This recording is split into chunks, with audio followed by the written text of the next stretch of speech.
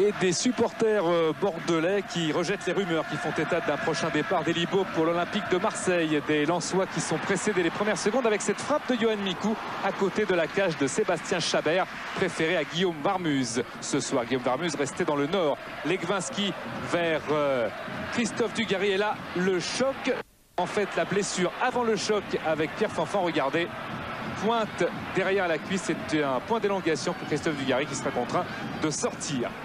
Sylvain Wiltord entre donc à sa place.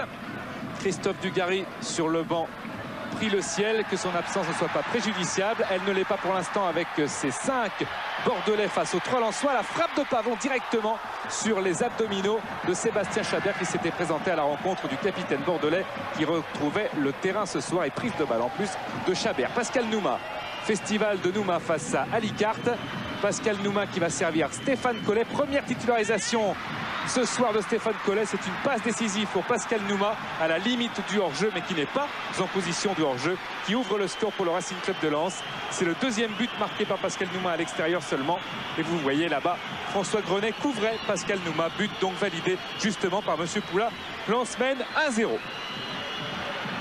Nouma inscrit son 7e but dans le championnat.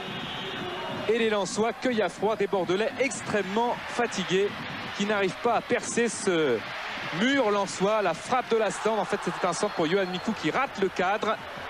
Et toujours Lens qui, à la surprise générale, mène 1-0. Lachor, la tête de Nouma, et c'est dedans. Encore énormément d'attentisme de la part de la défense bordelaise. C'était dedans avec la tête, c'est dedans évidemment encore plus avec le pied. Premier doublé de la saison en championnat pour Pascal Nouma, qui égale son record de la saison passée avec 8 réalisations dans ce championnat de France de première division. La détente de Nouma, on la connaît, elle est géniale. Superbe saison pour Pascal Nouma. L'avant-centre sang et or, Ulrich Ramé est à terre. Encore Pascal Nouma qui fait des étincelles. Récupération Sacco, Pascal Nouma le serre à la limite du hors-jeu, il n'y a pas hors-jeu. Et là regardez, faute de main d'Ulrich Ramé en dehors de la surface de réparation.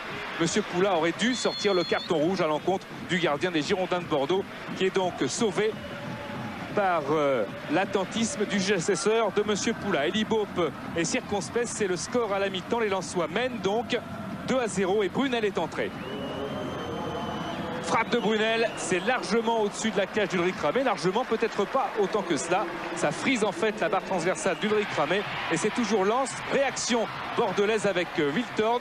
La défense lensoise s'en mêle un petit peu les pieds. Wiltord, une passe extrêmement bien dosée pour Bonicel. Et Stéphane Ziani est là pour armer, frapper et marquer. Stéphane Ziani, auteur d'un doublé au match aller, inscrit là son 6e but de la saison. Il avait permis à Bordeaux d'égaliser à Bollard au match aller, 3 partout. Et là, la passe de Bonicel est superbe. Le geste de Ziani ne l'est pas moins. Bordeaux revient dans le match avec un peu plus de rage. Mais Lens mène 2-1. Eric Sicora. Eric Sicora dans la profondeur pour Stéphane Collet. Une frappe bien tentée. C'est sur la barre transversale de Ramé qui est là. Sacco encore sur la barre. Malchance des sang et or.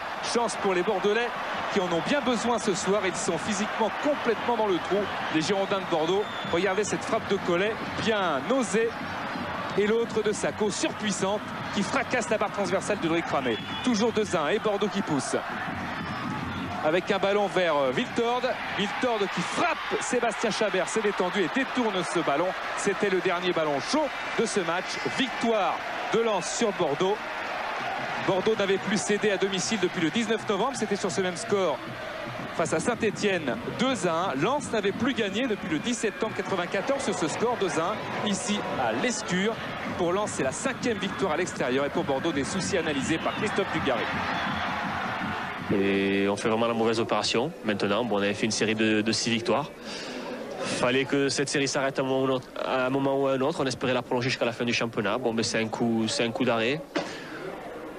On n'a pas su faire le match qu'il fallait pour l'emporter, même si en deuxième mi-temps on a eu une belle réaction. Mais bon, on a été trop moyen ce soir pour pouvoir espérer l'emporter contre une bonne équipe de Lens. Il reste une journée. On a vu que vous êtes sorti prématurément pour une blessure. Qu'est-ce que vous avez au juste, Christophe? J'ai un petit point d'élongation. Je pense que c'est pas trop grave. Mais bon, en plus je suis suspendu pour le match de Bastia. Donc pour moi ça va me permettre de bien récupérer, de bien soigner tout ça. Mais bon. Même si tout n'est pas encore fini, il faut que nous on aille à gagner à Bastia et que Paris Saint-Germain ou Lyon perdent, ce qui est loin d'être loin d'être acquis, mais bon, pour l'instant, je vais essayer de me préparer pour l'Euro si je suis sélectionné, en espérant que je sois sélectionné, bien évidemment. Soignez-vous bien déjà. Merci beaucoup, Guy. Salut Christophe.